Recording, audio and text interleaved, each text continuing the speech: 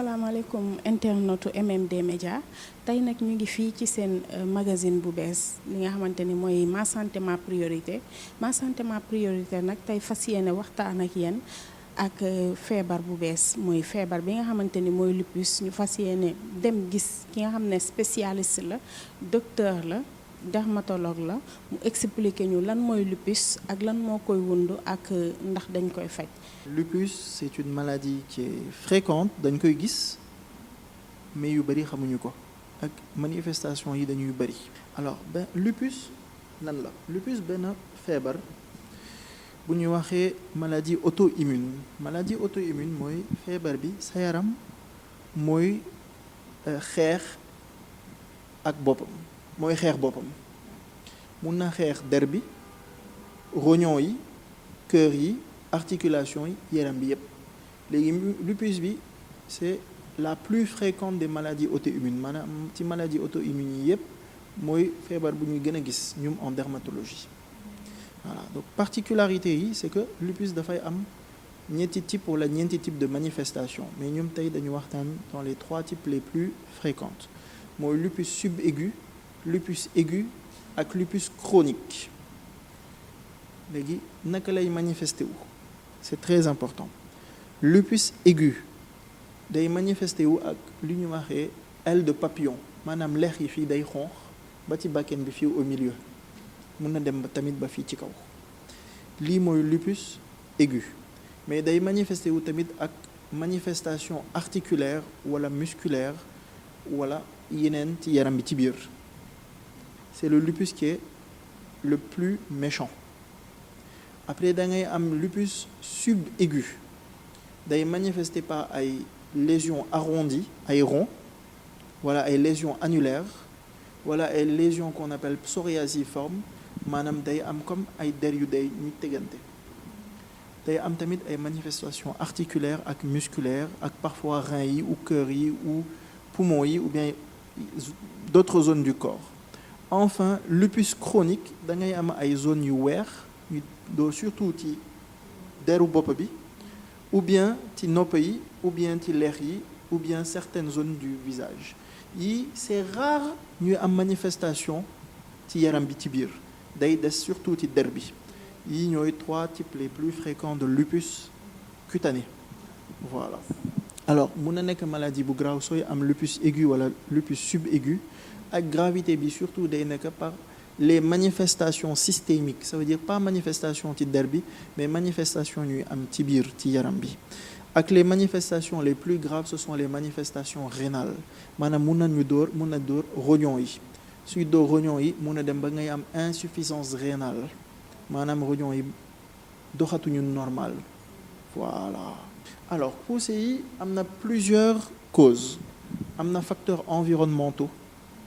facteur hormonal ak facteur génétique maanaam lupus du jàpp ku nekk da nga war a am ay gènes maanaam ci sa ADN ci sa deret ñu lay bàyyi nga am lupus am nga ay famille ñu am ay lupus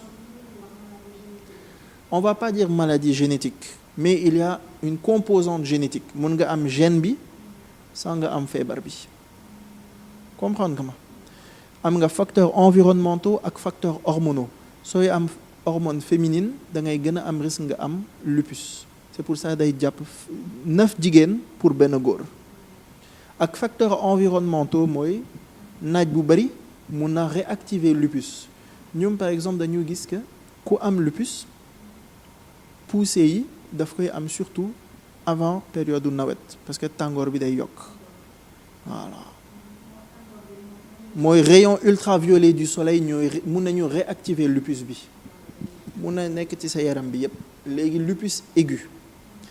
naka lay manifester da ngay am lu ñuy waxee un érythème en aile de papillon ou bien en masque de loup maanaam fii ak fii ci lex yi parfois fii ak juste fii fu mu am trait wu lunette yi day xonq day métti mun na am même ay der yu dee ñu tegante foofu lii c'est le lupus aigu c'est l'un des signes du lupus aigu ci der bi ci yaram bi da ngay am douleur ci articulation maanaam même baaraam yi da ngay am difficulté pour ñu bouger wala muscles yi sidit yi dañuy am difficulté pour ñu bouger day affaiblir entre autres parce que am na yeneen manifestation ci yeneen manifestation yi mun na laal ce qu'on appelle les séreuses maanaam mun na am poumon yi dafa am benn poche bu ñuy tuddee la plèvre mun na am ndox ci biir autour du cœur am na benn poche bu ñuy tuddee péricarde mun na am ndox ci biir comprendre nga ma mun na dem tamit mu laal rognon yi d'accord mun na dem ba mu defal la dépression mais ça c'est dans les cas les plus graves waaw cas extrême léegi dans le lupus subaigu mooy beneen type bu lupus bi dama la wax da nga fa am 3 types principaux benn type celui-là duñ ko wax mooy lupus timidus ça c'est un autre type mais on va dañu bàyyil ñu nekk ci 3 yi parce que dernier bi c'est très très très très rare c'est très rare c'est pas compliqué c'est extrêmement rare dans le lupus subaigu da ngay am 2 types de manifestations soit da ngay am ay lésions bu ñuy tuddee lésions psoriasiformes ça veut dire ça ressemble au psoriasis muy am ay croûtes soit da ngay am ay lésions annulaires mooy ay rond comme yi mais au milieu du am dara mais ci rond bi da ngay am ay lésions de lupus ça c'est 2 ngay am tamit ay manifestations internes comme pour lupus aigu après ngay am lu ñuy tuddee lupus chronique wala lupus discoïde mooy tur bi lupus discoïde da ngay am ay lésions yu weex ñuy am ay croûtes ngay gis vaisseau sanguin yi maanaam sidit yi da nga koy gis à travers la peau mais surtout dañ koy gis ci deru bopp bi karaw yi dañ wala ci nopp yi wala ci certains côtés fii ci lex yi wala ci suuf mais c'est blanc sur peau noire c'est blanc sur peau blanche c'est rouge ou bien c'est atrophique maanaam la peau elle devient très très fine voilà lu koy causer comme j'ai dit da ngay am 3 choses mun ko causer da ngay am au niveau génétique ce qu'on appelle les facteurs HLA HLA-DR2 HLA-DR3 c'est des antigènes qui sont au niveau du corps de ton ADN soo koy am da ngay gën a am risque nga am ko premièrement deuxièmement ay facteurs environnementaux maanaam naaj bi mun na ko favoriser troisième des facteurs on a dit génétiques environnementaux et enfin des facteurs hormonaux c'est pour ça dañ lay ne lupus bi day feeñ surtout à partir de 17-18 ans au moment de la puberté tamit on a remarqué que lupus touche beaucoup plus les peaux noires que les peaux blanches et les autres peaux les autres types de peau voilà c'est ce qu'on a remarqué facteurs hormonaux jigéen ñi maanaam œstrogène progestérone jigéen ñoo koy am pour ñu am seen règle pour ñu mun a am bébé ak yépp góor yi amuñu ko wala dañ koy am mais en très très faible quantité comme que jigéen ñi dañu am très faible quantité de testostérone góor yi dañuy am très faible quantité œstrogène ak progestérone ce qui est tout à fait normal nii lay demee ces facteurs hormonaux yi maanaam hormonaux jigéen mun na favoriser am lupus voilà c'est pour ça da ngay am ci xamuñu exactement comment mënuñu ko expliquer c'est très compliqué à expliquer voilà alors am na certains médicaments ñuy mun a favoriser lupus certains médicaments ñuy faj ay champignons ay heures comme voilà mënuma jox tur yi parce que c'est pas éthique de le dire mais certains médicaments soo koy jël mun na favoriser le lupus mun na soo koy jël lu tax am nga ay prédispositions génétiques sooy jël médicaments yi mun na déclencher lupus bi soo koy arrêter lupus bi commencé dañ par exemple malade bu ñu xam dañu am lupus dañ lay ne yéen liste bi waru leen ko jël dañu am liste complète des médicaments qui peuvent faire un lupus induit par les médicaments ça s'appelle lupus induit par les médicaments mais yow mun nga ñëw musoo am lupus nga jël garab bi mu déclencher la lupus voilà mais d'habitude lupus induit par les médicaments soo koy arrêter lupus bi wàññeeku voilà feebar bi du wàlle mais comme j'ai dit facteur génétique la maanaam yow da nga am lupus sa doom mun na am lupus comme mun na am sclérodermie comme mun na am polyarthrite rhumatoïde comme mun na am yeneen maladie auto-immune voilà wala sa rakk wala sa papa wala sa yaay bii amul benn vaccin mënuñ ko prévenir tamit parce que mënuñu xam kii est-ce que dina am lupus wala du ko am mënuñ ko xam voilà. Diagnostic bi bien sûr c'est des arguments cliniques et des arguments paracliniques maanaam argument clinique suñu lay examiner dañuy am très forte suspicion que lii lupus la ça c'est un. Deuxièmement suñu lay gis ba pare dañ lay laaj ay analyses parmi analyses yi da ngay am anticorps antinucléaire anticorps anti-DNA natif anticorps anti-SM ou bien anti-ECT suñuy gis ki ci analyse yi dafa am des modifications dañ lay ne yow mun nga am lupus tamit mun na ànd ak yeneen feebar comme ce qu'on appelle syndrome sec mooy gémmiñ bi day wow du am tuflit wala bëti day wow du am ndox voilà léegi ci tamit ci analyse yi am na d'autres analyses mooy il faut ñu seet est-ce que da amoo anémie wala est-ce que amoo baisse des globules blancs wala des plaquettes wala est-ce que amoo VS qui est augmenté et CRP qui est normal lii yëpp ça fait partie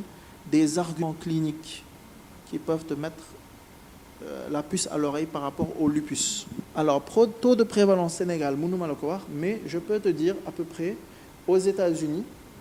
je vais te donner ça tout de suite. Alors aux États-Unis dañ lay ne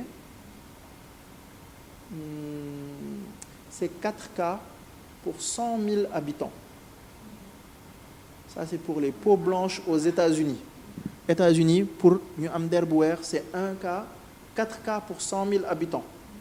Peau noire aux États-Unis 1 cas pour 250 femmes noires.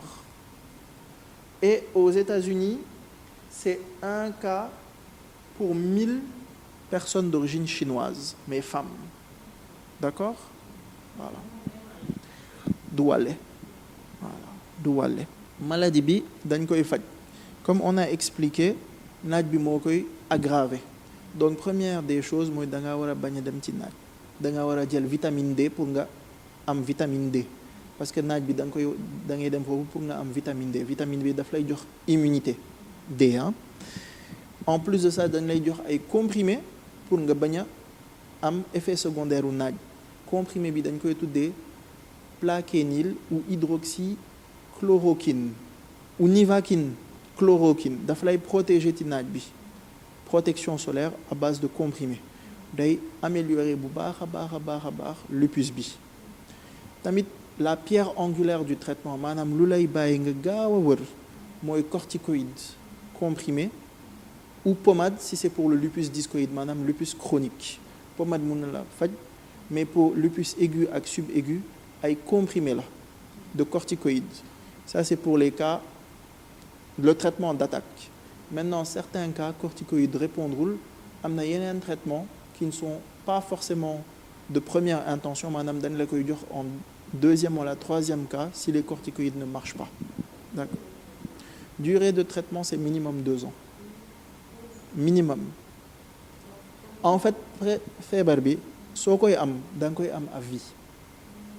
maanaam gènes yi ADN bi génétique bi feebar infection la bii feebar génétique la maanaam mu ngi ci sa deret mu ngi ci sa der mu ngi ci sa ADN donc du wër voilà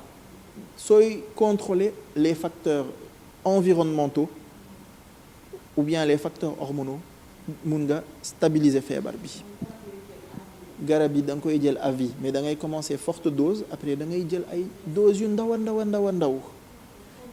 mun nga ko jël au bout de 1 an ou 6 mois nga stabiliser bu baax mais sooy demaat ci naaj wala su psychologiquement ngay am problème un choc affectif